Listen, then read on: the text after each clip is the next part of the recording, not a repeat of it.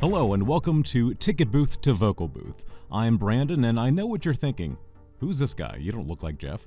Well, here's the thing. I actually did a video for Vocal Booth to Go a while back talking about the VOMO and how it kind of helped with a lot of my movie commentaries that I've done for various Blu-ray companies. And he and I were talking about different ideas for video concepts, and one that leapt to mind was doing sort of a movie review show, but in the VOMO.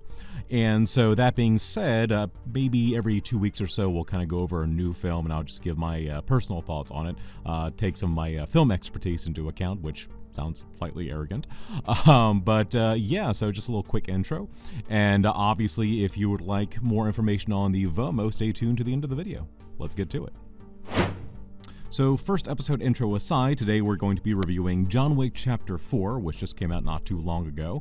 And this is one I've wanted to talk about for a little while since I caught it last week. And I'm one of those people who was sort of a late bloomer to the franchise. I didn't see it when it was, or the first one when it was in theaters. The second one, when that one came out in theaters, my dad kept saying, hey, you really need to check out John Wick. And at the time, I thought I was going to be able to see the first film, then catch the second one in theaters. Didn't happen. So basically, I double featured the first two back to back, and with the cliffhanger with the second film, I thought, oh my god, now I gotta wait till the third one comes out. And it did, and that was actually the first one I saw in theaters, and of course that one also had a cliffhanger. And funny enough, Chapter 4 was supposed to come out like 10 months ago, I think? And we just got it in March of 2023, and it was definitely worth the wait. Especially considering that the film was nearly 3 hours long.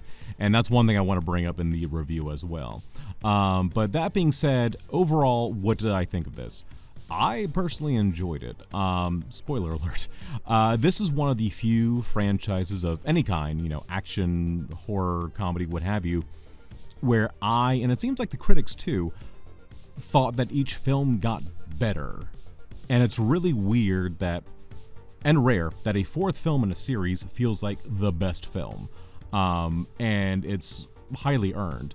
And the thing is, a lot of people worried about the runtime when it was first announced. It was going to be like, I think, 170 minutes, which is literally 10 minutes shy of 3 hours. But I also thought to myself, if it's an action film that has a good story to tell and has great action on top of that, it can be worth it. Like, one example that I have, it seems like the go-to answers would be the last two Avengers films, but I'll get to that. One more comparable example, I think, would be The Raid 2 from 2014. That film was 2.5 hours.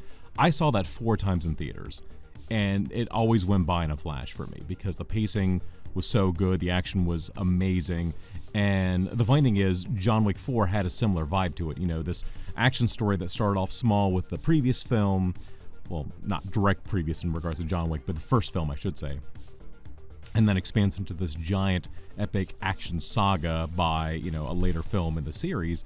And that's kind of like when you compare the Raid 1 and the Raid 2, the same way that you would compare John Wick 1 to John Wick 4. A little bit more of a gap, but still. But, obviously, once again, as I mentioned earlier with the Avengers, Avengers Infinity War was 2 hours and 40 minutes, Avengers Endgame was 3 hours even. And I enjoyed both of them very much in theaters. And, the funny thing is, there are movies that can be an hour and a half that feel like 3 hours, but then you can have vice versa. A movie that's 3 hours feels like an hour and a half. I wouldn't say John Wick Chapter 4 felt like an hour and a half, but it definitely felt like it was worth your time. Now, obviously, going into this film, there's a lot of familiar faces, especially if you're a fan of action films and martial arts films. Donnie Yen, Hiroyuki Sanada, Marco Zaror, Scott Adkins, of course, as Killa. That being said, Donnie Yen basically ended up being the heart of the film. He's kind of what I would call the anti-villain of the film because he has this very complicated relationship with John Wick, and it's really not a fault of the two of them, but rather the infamous high table, which of course we've heard about in films past in the John Wick series.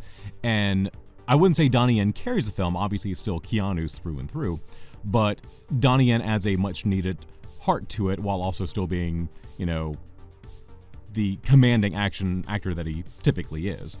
And he has some great moments that seem almost like what would happen if you take Zatoichi and put him in a modern setting. For example, there's a scene where he uses these doorbell ringers to catch his attention whenever henchmen are coming for him since his character's blind. And yeah, it's pretty cool. It's a nice modern take on, an old school type of a film genre. Now, that said, speaking of old school in a modern setting, I was also impressed at how they managed to use nunchucks in a modern setting, especially with guns involved. Because if you watch a lot of old school martial arts films, especially the Bruce Lee movies, nunchucks were a big deal. But obviously, trying to fit them in a modern setting is a tricky concept, especially with the very gun-heavy John Wick series. But yeah, they managed to find a way to make it work. I won't say too much, but yeah, every action set piece in this film surpasses the previous. And of course, there's one you've probably heard of. There's probably like two main ones in the finale. The finale as a whole, the entire third act, just keeps stacking. The two that you'll probably hear the most about are the overhead sequence. And the funny thing is, everyone, including myself, have made comparisons to various video games. Some have been likening it to a game called Hotline Miami, which I have not played, but I've heard a lot about, especially the music from Carpenter Brute. But I got a little more old school with it, and I said, oh, it's like watching Smash TV. Or, something a smidge more modern in the 90s, Loaded or Reloaded. And it's very similar to those games in the way they filmed it. And just from what I've heard from other films that have done like similar overhead shots, even with minimal action, those shots, especially, unbroken shots, can take like all day just to film that one shot. Because the choreography and everyone being in sync needs to be like perfect, absolutely perfect. Like no one can blink and miss something, otherwise you got to start all over again. Even something like the martial arts film The Protector with Tony Jaa, known as Tom Yum Goong. There's the scene where he's going up each floor, all done in one take, and I remember reading that they would spend like hours resetting and then just doing the scene over again if there was one mistake anywhere, no cuts, and it's admirable. It's exhausting, but it's admirable. And then, of course, everyone's talked about the grand staircase scene right before the very end of the film. That takes place up, like, I think they said 222 steps.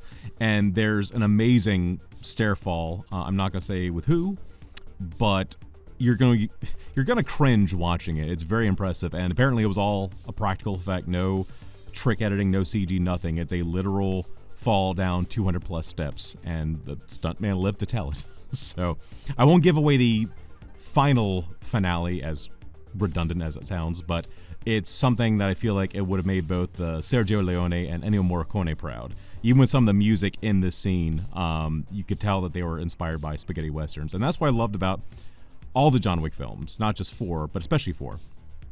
Is that kind of like watching the Kill Bill movies, you can tell that the filmmakers, Chad Stahelski in this case, really is a fan of the action genre from everywhere, whether it's Hong Kong, Japan, Italy, US, UK. Kind of just melds it all together into this one giant action melding pot. And yeah, so I was very happy with it. I already knew it was going to be good. I mean, there hasn't been a bad John Wick film yet, but the fact that each one has gotten better, as I mentioned earlier, unheard of for action film franchises. Like, and a lot of them don't know how to quit while they're ahead. And the funny thing is, the day after I saw this, somebody asked me, hey, do you think there's going to be a John Wick 5? All I said was, I know there's going to be a side story with John Wick called Ballerina, starring Ana de Armas.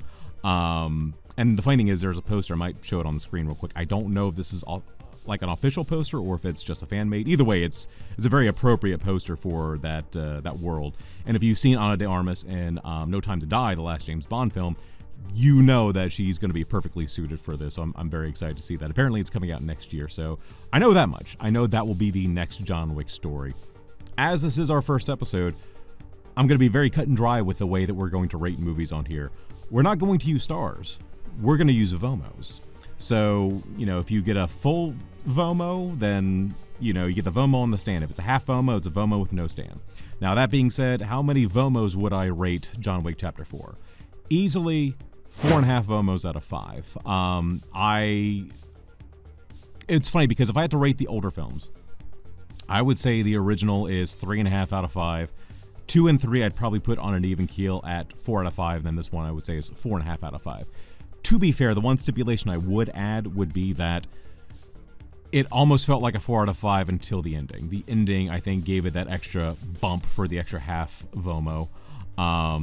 And, I think that's going to be up for debate with some people. Funny enough, as of recording this today, it's actually snuck onto the top 250 on the Internet Movie Database. But to be fair, I think both 2 and 3 did the same thing, and then they fell off. and it's like right in the middle of the top 250. I feel like a film has more staying power on the top 250 if it's still there by the time the films come out on, physical media and streaming and stuff like that. So we'll see if it stays on there. Anyway, I hope you enjoyed this first episode of From Ticket Booth to Vocal Booth. Like I said, I'm going to aim for this maybe every 2 weeks. A little spoiler alert, but I think the next review I'm going to do is the Super Mario Brothers movie. No, not the one from 1993, even though, yes, I did see that in theaters when I was just shy of 8 years old. But no, this is going to be the new one. Hopefully it'll be better than the 93 film. No offense, John Leguizamo, if you're watching this. But yeah, aside from that, if you would like to kind of produce your own little at-home recording studio, of course, visit us at Vocal Booth to Go. You can check out the different VOMO options we have there, as well as the microphone that I use in this video. And yeah, aside from that, also check out our past videos where we kind of delve into a lot of our accessories. And you can also see my previous rambling video talking about my audio commentary setup in here. But yeah, aside from that, have fun at the movies.